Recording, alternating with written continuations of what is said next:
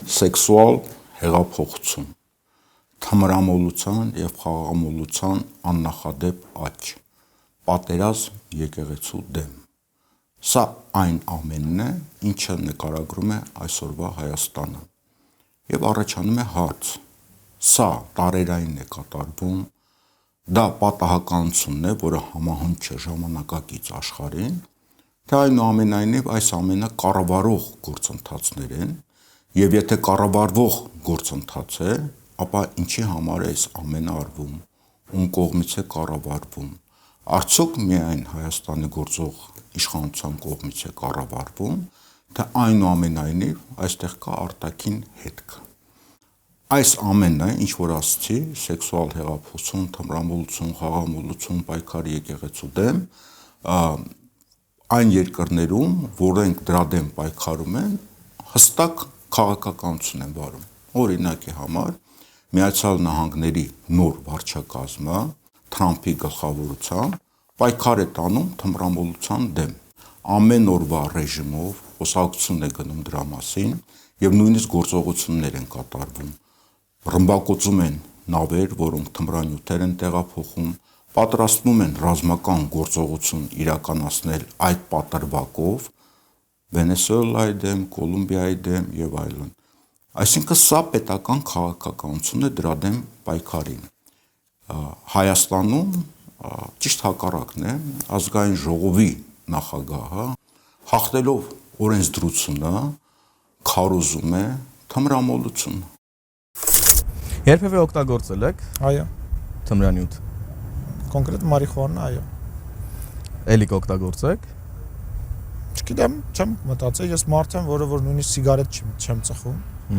եւ չեմ ծխել երբևիցե։ Միգուցե այո, լավ, իր, չգիտեմ, միջավայրում, ինչ որ հետաքրքիր վայրում, այո։ Շատ լավ։ Վերադառնանք քաղաքականությանը։ 3 Սա քաղաքական չէր։ Նորից օրինակ բերենք Միացյալ Նահանգներից։ Միացյալ Նահանգների նոր վարչակազմը խոսում է քրիստոնեական արժեքների մասին, խոսում է ընտանեկան արժեքների մասին, խոսում են աբորտների դեմ պայքարի մասին։ Ռուսաստանում, մյուս կողմում, եթե դիտարկենք, ապա նույնպես խոսքը գնում է ավանդական արժեքների մասին, ընտանեկան արժեքների մասին, հարձակումը եկեղեցու դեմ համարում են հարձակում պետականության դեմ։ Տարիներ առաջ Ռուսաստանում մի դեպք էր կատարվել, Pussy Riot պանկ խումբ գոյություն ուներ, որը մտել էին եկեղեցի և պղծում էին եկեղեցին։ Դրա դեմ պայքար գնաց, այդ աղջիկներին ձերբակալեցին, դաժանորեն պատժեցին, դատապարտեցին և ամբողջ ազատ աշխարհում պայքար գնաց այդ աղջիկների ազատ արտահայտման համար։ Ինչու են այդ խեղճ աղջիկներին նման ծանր պատիժներ տալի։ Այսօր Հայաստանում մենք տեսնում ենք հակառակ գործընթացը։ Pussy Riot-ի դերը կատարում է գործող վարչապետը և շրջիկ խումբ է կազմել, ամեն շաբաթ գնում են եկեղեցիներ և պղծում են եկեղեցին։ Վերցնում են եկեղեցու սեփականության հանդիսացող եկեղեցիներ, ըստ էության ձերբակալում են։ Այսինքն պետականորեն պայքար է տարվում եկեղեցու դեմ։ Այս ամենը որքանով է կառավարվող և ինչի համար է դա արվում, ինչին է պետք Հայաստանի ղեկավարությանը։ Սա հասկանալու համար վերադառնանք 2018 թվականը։ 2018 թվականին այսպես կոչված հեղափոխություն տեղի ունեցավ և հեղափոխությունից հետո սկսեցին տարօրինակ երևույթներ տեղի ունենալ։ 2019 թվականին Կրթության, գիտության և եսի միջի նախարարությունը 2.750.000 դրամ է տրամադրում մի ակցիայի համար, որը տեղի է ունենում Հանրապետության հրապարակի մետրոյում։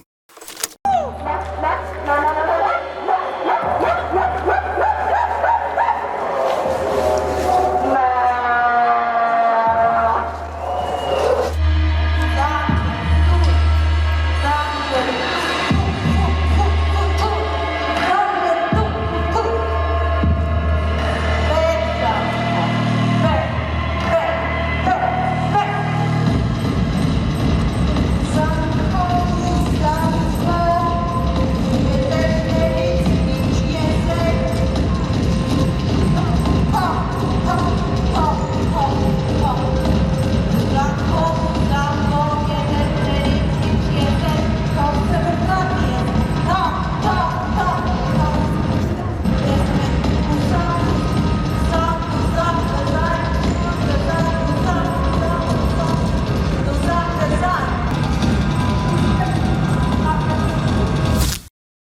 Միաժամանակ տարբեր ակցիաներ են տեղի ունենում քաղաքում, աղջիկների երթեր է լինում, որտեղ հիմնական կարգախոսը այն է, ես եմ տերը իմ մարմնի, այսինքն իմ մարմինն է, իմն է եւ ոչ ոք չհամարձակվի միջամտել եւ կարգադրել, թե ես, այսինքն իրենք ինչպես պետք է վարվեն իրենց մարմինների հետ։ Սա 60-ական թվականների Եվրոպայում սկսված սեքսուալ հեղափոխության գլխավոր կարգախոսներից մեկն էր, այսինքն մարդու մարմնի ազատագրումը, ազատագրել բնազդները եւ բնազդներից ազատագրումը դա ազատության խորհրդանիշ է։ Լուրեր են տարածվում այն ժամանակ, որ փորձում են եկեղեցիներից որևէ մեկում միասեռականների ամուսնություն կազմակերպել եւ գտնել որևէ մի հոգեվորական, որը պետք է այդ ամուսնությունը պսակը կատարեր եւ ըստ լուրերի, երբ որ ոչ ոք չհամաձայնեց կատարել այդ արարողությունը, սկսվեց Նոր Հայաստան, Նոր Հայրապետ շարժումը, մայր աթոռում ակցիաներ են տեղի ունենում, ֆիզիկական բռնությունների փորձեր են անում, հոգեվորականներ են ըստ էության ֆիզիկական բռնության ենթարկվում եւ գործող իշխանությունը որևէ քայլ չէր անում դրա դեմ։ Նաեւ գործող վարչապետի փաստացի կինը ելույթներ ունենում դրա մասին, թե ինչի համար է կարևոր հրաժարվել այդ ավանդական ընտանեկան արժեքներից։ Երեխա, ընտանիք, լավ կին, լավ հարց։ Նրանք այդ դերը սրբորեն կատարել են, բայց դա նրանց չի երջանկացրել։ Իսկ բոլոր այն կանայք, ովքեր փորձել են դուրս գալ ազգանաձևից եւ որևէ այլ բանով էլ զբաղվել, գուցեև մոտ են եղել երջանկության, բայց այդ դեպքում էլ միջավայրը նրանց դա թույլ չի տվել։ Նրանց պիտակավորել են, անվանարկել։ 2018 թվականին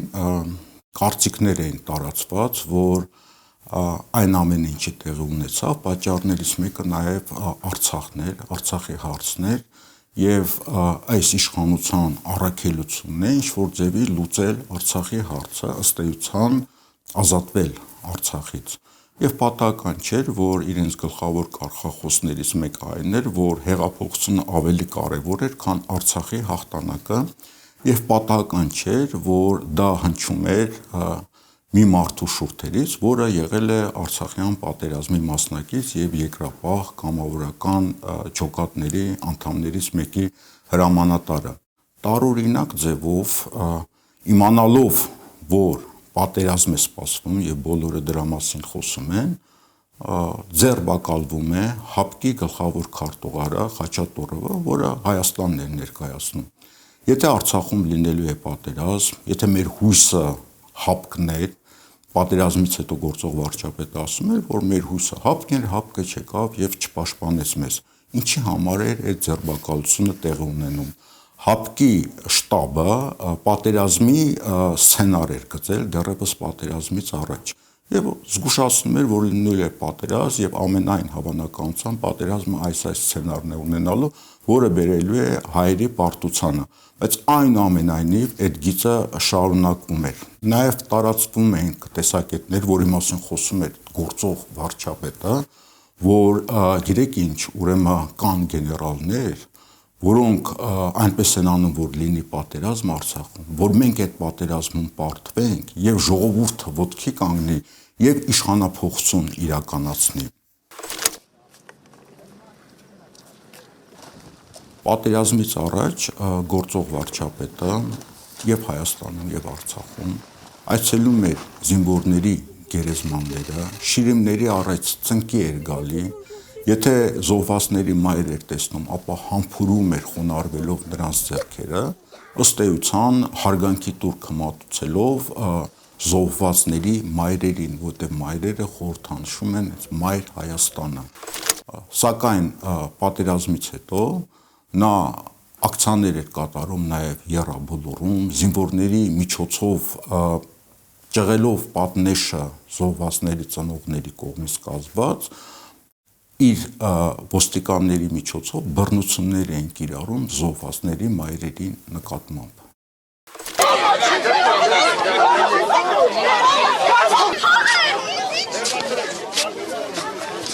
Ասում է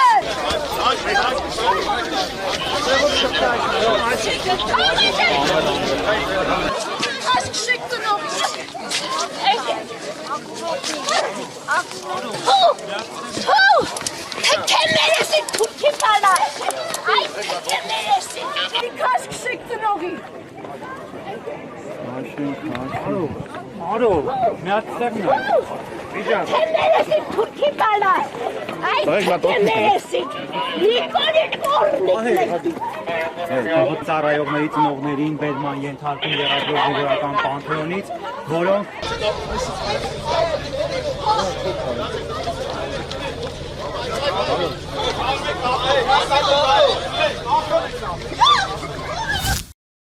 Բոլորի համար պարզ էր, որ պատերազմ է տեղի ունենալու, իսկ ինչպես է իրեն պահում Հայաստանի գործող իշխանությունը։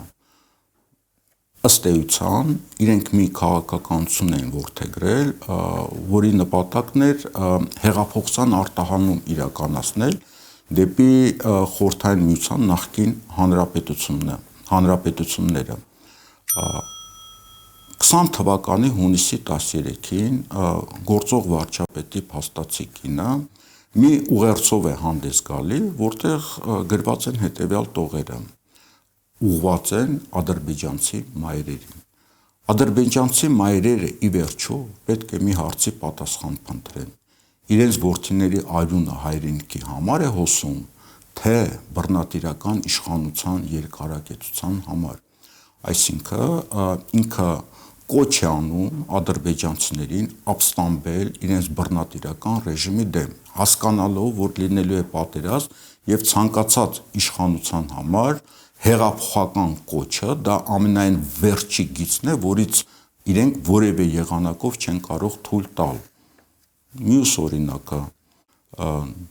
նոյեմբերին 20 թվականի նոյեմբերին Հ1-ի եթերով հանդես է գալի Նավալնին, Ռուսաստանի ընդդիմադիրների առաջնորդը եւ արևմուտքը Նավալնին պատրաստվում է որպես հաջորդ նախագահ Ռուսաստանի համար,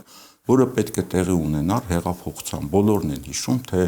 ինչպիսի իրադարձություններ են կատարվում, հետո նրա թունավորման հետ կապված դեպքը եւ այլն ցույցեր են կատարվում Ռուսաստանում եւ Նավալնին ելույթ է ունենում Հ1-ի հեռուստատեսությամբ եւ ըստ էության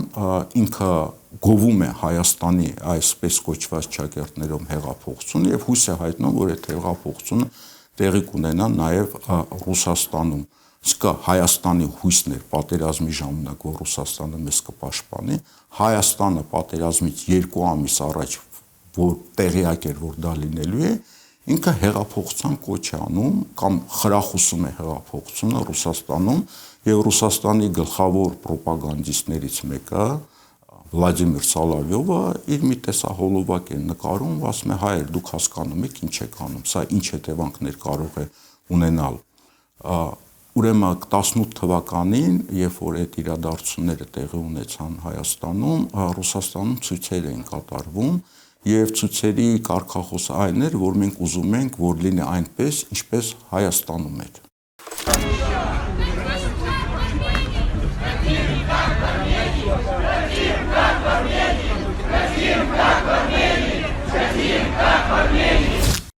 Այդ նույն ժամանակահատվածում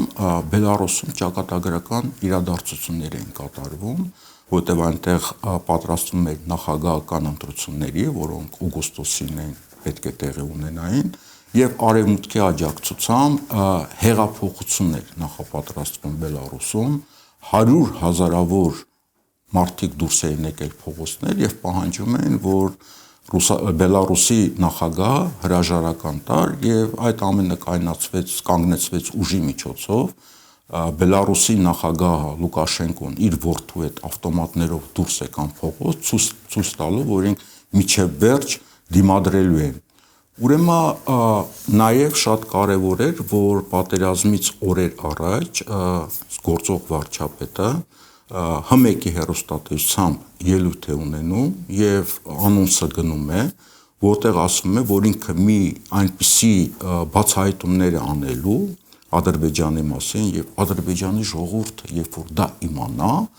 ինքը դուրս է գալու իշխանության դեմ եւ հեղափոխություն է իրականացնելու։ այդ ելույթը եթերով չի գնում, որովհետև սկսվում է պատերազմը։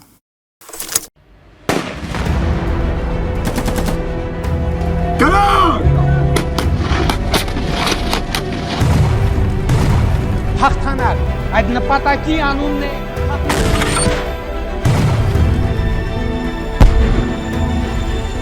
Ես ուզում եմ ասել, որ ես ոչ միտեղ չեմ գնացել։ Այս միշտ առաջ են գնել, միշտ։ Առաջանում է հարց. ինչի վրա են հույսը դրել իրենք նման քաղաքականություն վարելով։ Ակնհայտ է, որ իրենց ներշնչել էին, որ կա ազատ աշխարհ եւ Հայաստանում տեղի է ունեցել հեղափոխություն եւ Հայաստան ազատության խորհրդանիշն է, ահա իրենք նաեւ այդ ազատական գաղափարներն են 18 թվականից առաջ տարել, սեքսուալ հեղափոխություն, ազատություն եւ այլն այդ բոլոր ամբողջը փաթեթով եւ այդ աշխարհը թույլ չի տա, որ Ադրբեջանը հարձակվի Հայաստանի վրա եւ Հայաստանը պարտվի, որտեղ դա կլինի ոչ միայն Հայաստանի պարտությունը, այլ կլինի ազատ աշխարհի պարտությունը։ Պատահական չէր, որ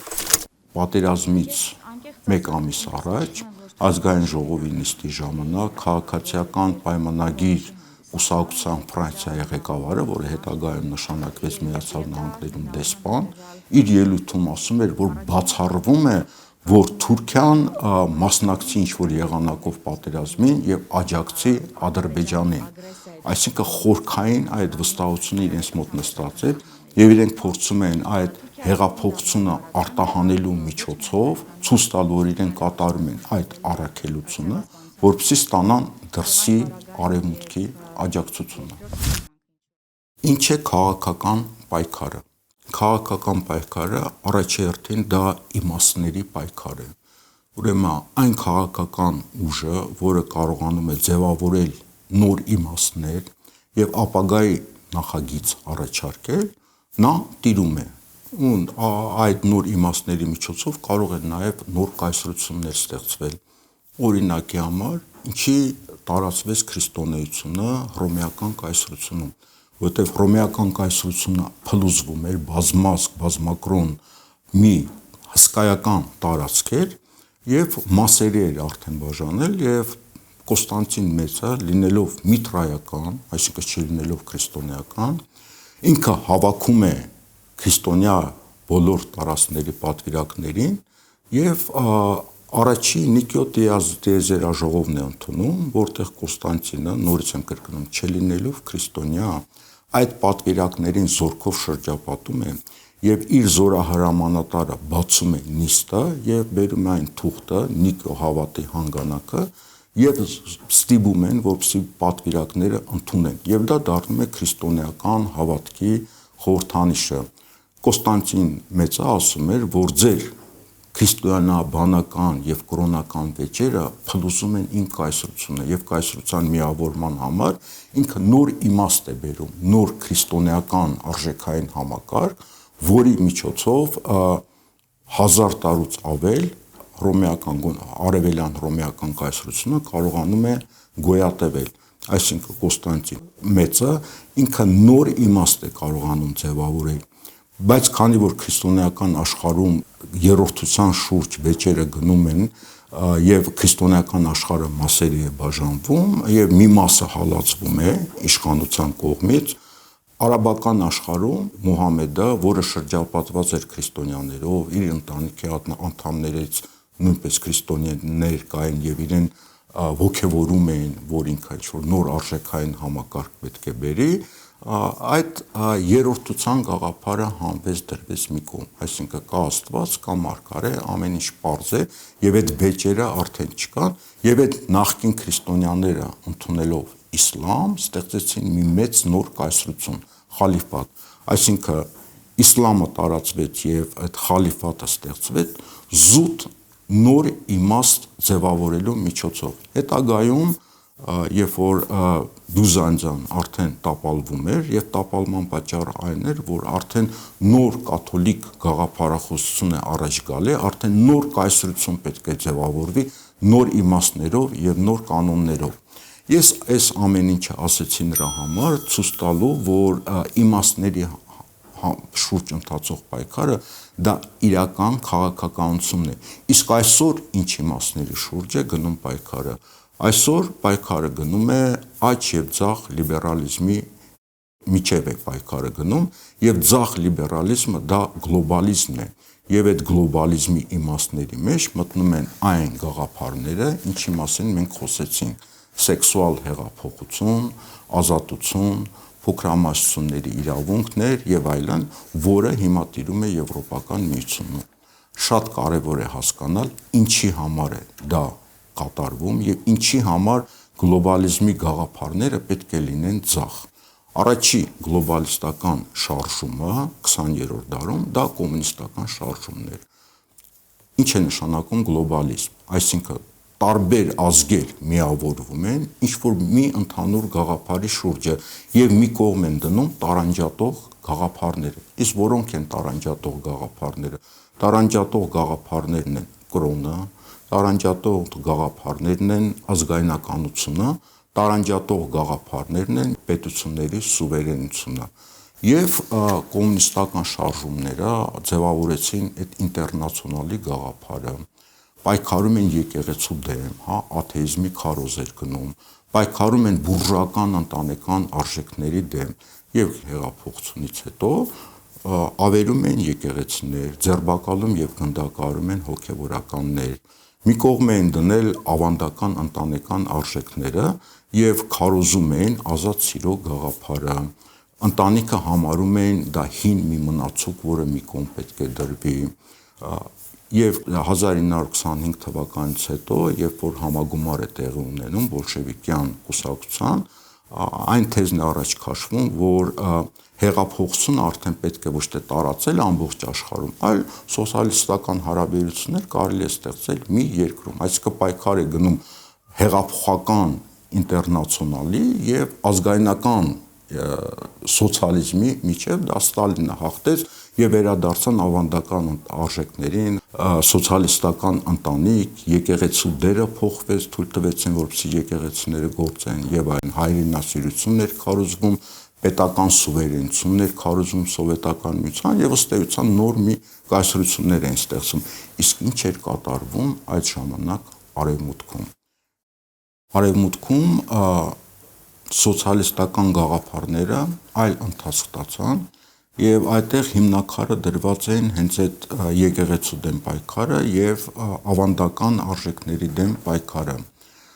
Ֆրեյդը շատ մեծ ազդեցություն ունեցավ, որտեղ Ֆրեյդը այն գաղափարը ուներ, որ մարդու մոտ փսիխոզներ են առաջանում, որտեղ զսպում են սեքսուալ բնազդները եւ այլն,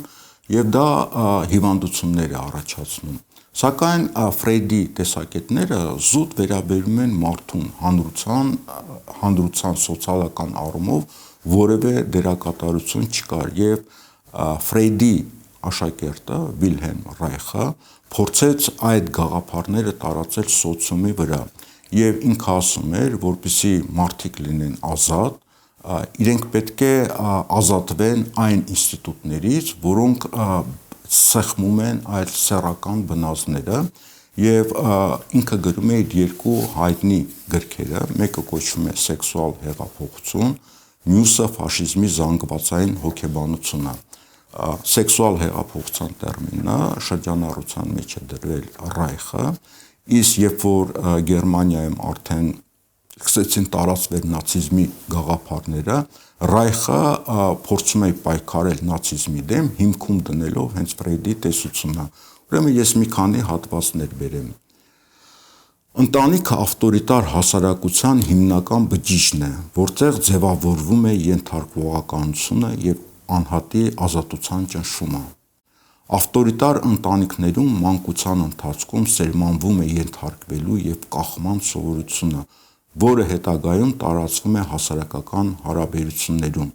Երեխաների մոտ սերը ծնողների հանդեպ, ինչպես նաեւ պատժի հանդեպ վախը դառնում է ավտորիտար անհատների ձևավորման հիմք։ Բնական է, ավտորիտար անհատները պետք է ձգտեն ունենալ ավտորիտար իշխանություն։ Մյուս մեջբերումը եկեղեցու մասին է։ Եկեղեցին հաճախ ծառայեց որպես ավտորիտար ռեժիմների լեգիտիմացման միջոց, առաջարկելով հասարակական անարդարությունների արդարություն, իսկ ենթարկվածությունը եւ ճնշումը որպես Աստծո կամք։ Հետագայում արդեն Ֆրանկֆուրտի սոցիալական հեծադոզությունների դպրոցի հեղինակավոր դեմքեր, հայտնի փիլիսոփաներ միացրեցին ֆրեյդիզմը եւ մարքսիզմը եւ առաջ եկավ նոր ձախ մի տեսություն ֆրեյդո-մարքսիզմ եւ իրենք ասում էին, որ այդ բանվորական դասագարքը, որը պետք է լիներ հեղափոխական, պետք է դառնալ ինտերնացիոնալիզմի եւ գլոբալիզմի հիմքը, արդեն բուրժուականանում է, բուրժուական արժեքներ ընդունում եւ բոլոր նրանք, բոլոր հալածյալները, էմիգրանտները, սեքսուալ փոքրամասնությունները եւ մյուսները այդ դրանք պետք է լինեն հեղափոխականության հիմքը եւ բնականաբար այն մարդիկ, որոնք չունեն հայրենիք կամ հայրենիքի զգացողությունն է թույլ, կրոնական զգացողություն չունեն եւ այլն, իրենք կարող են կազմել մեկ եղբայրություն։ Ես մի քանի օրինակներ բերեմ այդ հեղինակներից։ Ուրեմն Մաքս Հորքհեյմեր ազգայնականությունը միշտ է ուղեկցվում փորձելով բաժանել ժողովրդին համընդհանուր արժեքներից, ինչպիսիք են հումանիզմը եւ միջազգային եղբայրությունը։ Ազգայնականությունը փչացնում է միջազգային համերաշխությունը, մեծացնում սոցիալական անջրպետները, ստեղծելով փակ հասարակություններ, որոնք թշնամություն են զգում միմյանց նկատմամբ։ Թեոդոր Ադորնո։ Ազգայնականությունը, որ չունի հիմքեր իրական սոցիալական արդարության մեջ, միշտ էլ հակված է վերածվելու գաղափարախոսության, որը աջակցում է գոյություն ունեցող ճնշման կատեգորիան։ Ուրեմն մյուս կարևորագույն հեղինակը Հերբերտ Մարկուզենն է։ Մարկուզեն շատ մեծ նշանակություն ունեցավ 60-ական թվականներին։ Vendredi 3, les étudiants de la Sorbonne 1968 թվականին Ֆրանսիայում եւ Գերմանիայում սկսվում է ուսանողական հեղափոխությունը։ Դասադուլ է սկսվում, ուսանողությունը դուրս է գալի փողոցներ, նրանց միանում են դպրոցականները եւ այլն։ Այդ ամեն ինչի հետևանքով Շարլ դե Գոլը ստիպված հրաժարական է տալի եւ այս ժամանակվանից սկսված համարվում է, որ Եվրոպայում եւ նաեւ Միացյալ Նահանգներում սկսվում է սեքսուալ հեղափոխությունը։ Շատ մեծ դեր էր դրա մեջ ունեցել Հերբերտ Մարկուզեն, Ֆրանկֆուրտյան դպրոցի եւս մեկ ներկայացուցիչ, որը հայտնի մի գիրք էր գրել Էրոսը եւ քաղաքակրթությունը, եւ ուսանողները այդ գիրքը իրենց ձեռքերին դուրս էին գալի ցույցերի։ Ուրեմն ինչ էր ասում Մարկուզեն։ Նա ասում էր, որ մարմինը դառնում է պայքարի դաշտ իշխանության եւ ազատության միջեւ, Ես եմ տերը իր մարմնին կարգախոսը 18 թվականից հետո, որոնք Երևանում էին հնչում, հենց այս սրա հիման վրա է։ Ազատ հասարակությունը կկազմակերպի ոչ թե ճնշման, այլ հաճույքի սկզբունքով։ Մարկուզեն չէր խոսում սեքսուալ ազատության մասին միայն որպես անձնական վարք, այլ որպես քաղաքական եւ սոցիալական ազատագրում։ 1960 եւ 70-ական թվականներին նոր ձախերի շարժումն է սկսվում եւ նոր ձախերի շարժումը դառնում է Միացյալ Նահանգների դեմոկրատական կուսակցության հիմքը, այսինքն դեմոկրատական կուսակցությունը արդեն ձախ հիմքերի վրա է գնում, այսինքն ձախ լիբերալիզմի եւ ձախ լիբերալիզմը դառնում է գլոբալիզմի հիմնական գաղափարախոսությունը։ Այստեղ շատ կարևոր դեր է կատարում նաև էկոլոգիական շարժումը, կանաչների կուսակցությունը, ինչի համար, որովհետև որպեսզի մարդկությունը միավորվի, այսինքն տեղի ունենա գլոբալիզմ եւ գլոբալ իշխանություն ձևավորվի, ապա պետք է մեծ վտանգ լինի, մեծ նպատակ լինի միավորման համար։ Եվ քանի որ մոլորակը կարող է այս էկոլոգիական խնդիրների պատճառով ճգնաժամի առաջ հայտնվի կամ մարդկությունը ոչնչացման առջև հայտնվի, դրա համար պետք է միավորվենք եւ ինչ-որ մեկը բնականաբար պետք է կառավարի դա եւ միավորման համար պետք է մի կողմ դնել ազգային, կրոնական եւ այլն գաղափարները, որոնք տարանջատում են եւ պետք են միավորող գաղափարներ։ փոքրամասնություններ, սեռական հաճույքներ, ինչպես խոսում էր Մարկուզեն, որը կտա ազատագրում եւ ըստ Ռայխի թույլ չի տա, որպեսզի ավտորիտար ռեժիմներ ձևավորվեն։ Սա բերեց նրան, որ հիմա աշխարհում պայքար է գնում ձախ լիբերալիզմի եւ աջ լիբերալիզմի միջեւ։ Ուկրաինական պատերազմը շատերը անվանում են ռուս-ուկրաինական պատերազմ, իրականում դա ռուս-եվրոպական պատերազմ է եւ Բայդենի վարչակազմի ժամանակ Միացյալ Նահանգները այդ պատերազմի կողմն էր։ Սակայն երբ որ Միացյալ Նահանգներում իշխանության եկան աջ լիբերալները, ապա Միացյալ Նահանգները պատերազմի մասնակցից դառան պատերազմի միջնորդ, որովհետև այս լիբերալների համար շատ կարևոր է ընտանեկան արժեքները, կարևոր է քրիստոնեությունը, կարևոր են դեմոգրաֆիական խնդիրները եւ ըստ էության դրանք ազգայնական Միացյալ Նահանգների դեպքում իմպերիալիստական շարժում է ընդդեմ գլոբալիստական շարժումների եւ Եվրոպայում նույնպես այդ process-ը գնում է, հա, Բրիտանիայում Ֆարաջի կուսակցությունը, որը աջ լիբերալ է, Ֆրանսիայում Լպենի կուսակցությունը, որը աջ լիբերալ է, Գերմանիայում այլընտրանք Գերմանիայի համար կուսակցությունը, այսինքն գնում է պայքար աջ եւ ձախ լիբերալների միջեւ եւ ամենահետաքրքիրը այն է, որ Ռուսաստանը հայտնվել է աջ լիբերալների ճամբարում, որովհետեւ հենց այդ աջ լիբերալ գաղափարախոսություններ են այնտեղ որդեգրել պետությունը։ Հիմա մենք վերադառնանք Հայաստան։ 2018 թվականին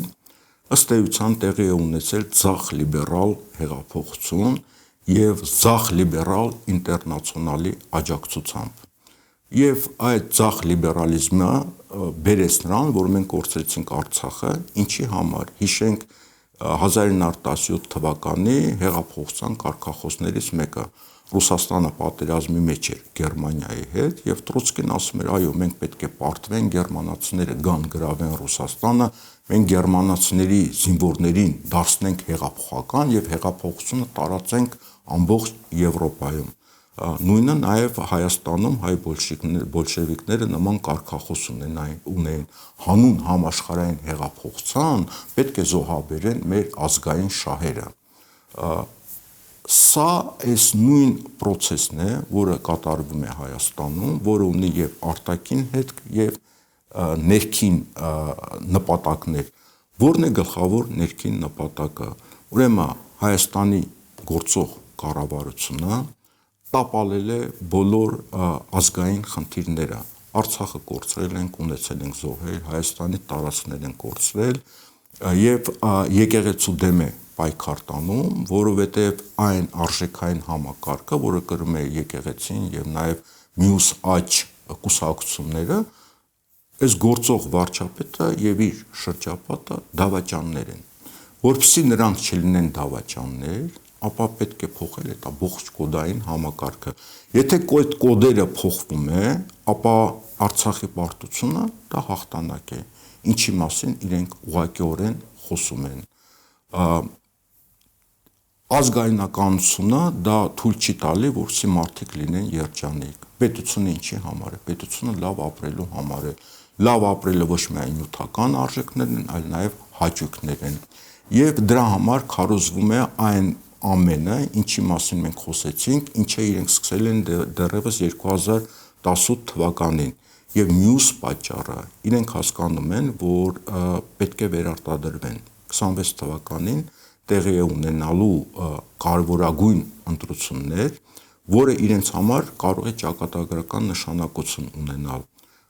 Արդար ընտրություններով իրենք վերարտադրվելու որևէ հնարավորություն չունեն։ Դրա համար պետք է ստանան արտաքին աջակցություն։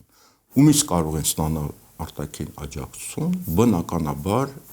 ցախ լիբերալներից, գլոբալիստներից, Եվրոմիությունից եւ պատահական չէ, որ Եվրոմիության արտաքին հարաբերությունների դեպարտամենտի ղեկավարը Կալասը ասում էր, որ մենք այո Հայաստանում մոլդովական սցենար կիրականացնենք, եւ թույլ չենք տա, որ չար ուժերը գան իշխանության եւ այս լավ ուժերը պետք է մնան իշխանության։ Հայաստանում ըստ էության պայքարը գնում է աջ եւ ձախ լիբերալների միջեւ, սակայն մի տարբերությամբ ձախ լիբերալները հասկանում են իրենք ինչ են ուզում, ինչի համար են դա ուզում, այս լիբերալ ճամբարը գաղափարախոսական առումով դեռևս չի ձևավորվել։ Այս լիբերալիզմի դեռևս չձևավորված ճամբարի ջատագովները, որոնք կողմ են քրիստոնեական եւ ընտանեկան արժեքներին, մեզ կարող եք աջակցել ներքևում գրված հաշվեհամարով, իսկ արտերկրից փեսենտ հավելվածի միջոցով։